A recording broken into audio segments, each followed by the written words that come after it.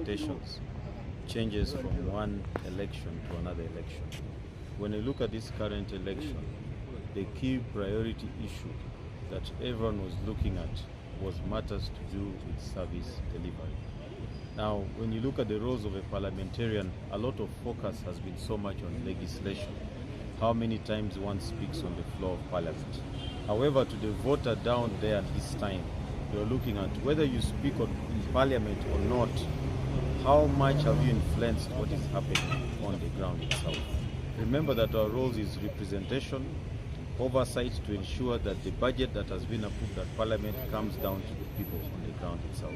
So if your oversight role has been very, very weak, even if your legislation was very, very strong, you'll still have so many challenges relating to the voters. Because the issue of legislation, people have had it so many times, but at the end of the day, somebody will say, do I have a road that can take my child to school?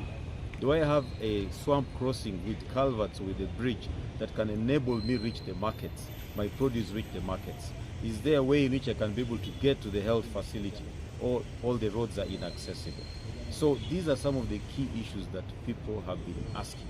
When you go on the ground as a legislator, primarily I have put a lot of energies on oversight. Every 2 weeks I've been reaching my at the facility, at the constituency.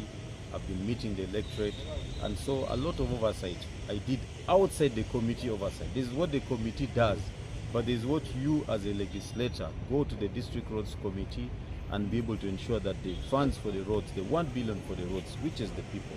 The PHC funds, primary healthcare funds, are put to the use that are required to use. PDM, those were areas that I was predominantly and dominantly standing out when it came to matters of service delivery. So when it came time for elections, definitely the voters were able to identify.